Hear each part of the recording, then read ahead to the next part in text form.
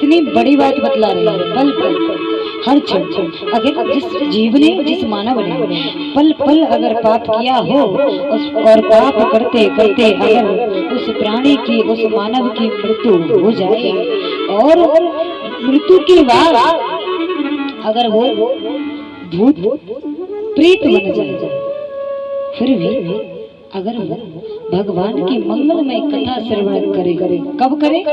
भूत बनकर, प्रेत बनकर, तब भी इस कथा से उसका कल्याण हो जाता। बोले बोले नारद जी कहने लगे, नारायण नारायण नारायण। ये बात तो हमें कुछ समझ में नहीं आई, ये बात हमें पची नहीं। क्यों? कभी भूत प्रेत भी कथा सुनते हैं तो कोई प्रमाण है? बोले हाँ प्रमाण है, तो प्रमाण दीजिए। तो प्रमाण देने लगे। क्या प्रमाण दिया? श्री राधे अत्र ते कीर्तिये श्याम इतिहास पुरातनम् यस्य सर्वनात्रेण पापहानि प्रजायते।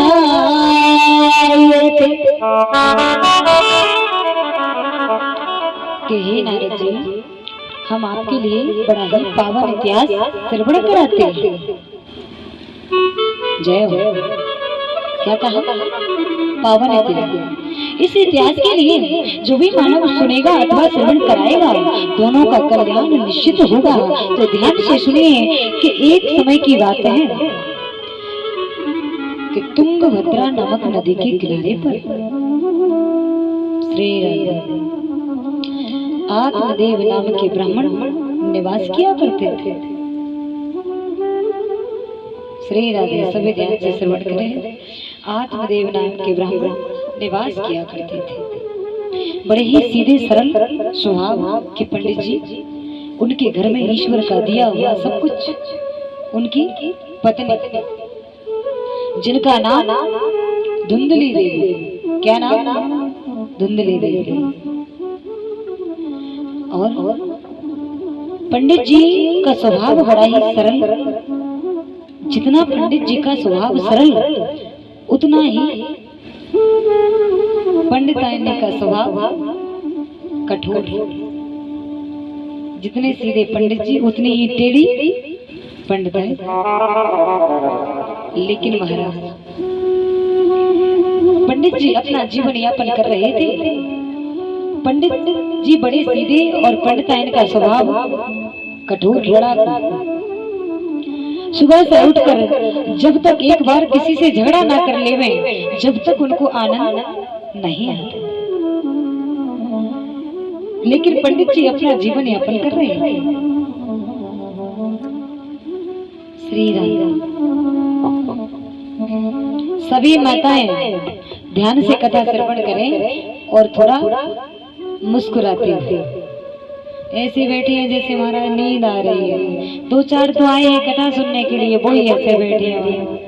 अगर तुम्हें नींद आएगी तो हमें भी नींद आएगी, क्योंकि वक्ता का संबंध तो श्रोता से होता है। तो कैसी कथा श्रवण करें? प्रसन्न मन से। समझ रहे ना?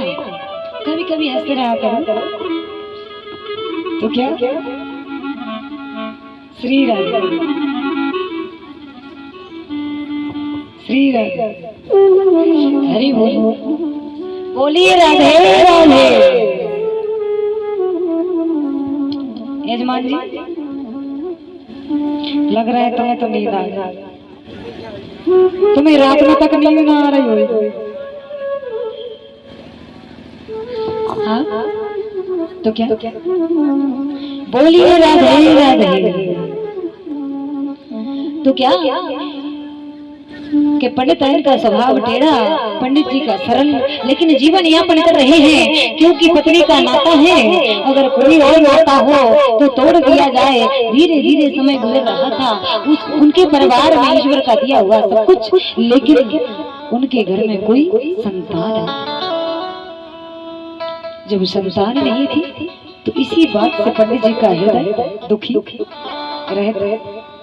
और महाराज पंडित जी का हृदय दुखी रहता और विचार करते हैं कि हे परमात्मा, हमारे घर में आपने सब कुछ दिया, हमारा विवाह भी करवाया, लेकिन कष्ट की बात कौन सी कि उनके घर में कोई संतान नहीं। तो इस बात से पंडित जी का हृदय दुखी रहने लगा। अब एक दिन बैठे बैठे पंडित जी विचार करते हैं कि हे परमात्मा, तूने इतना अच्छा जीवन दिया, सब कुछ दिया, लेकिन श्री राधे ऐसे जीवन का मैं क्या करूंगा, इससे तो मरना अच्छा है। कोई मेरे घर में मुझे पिताजी कहने वाला ही नहीं।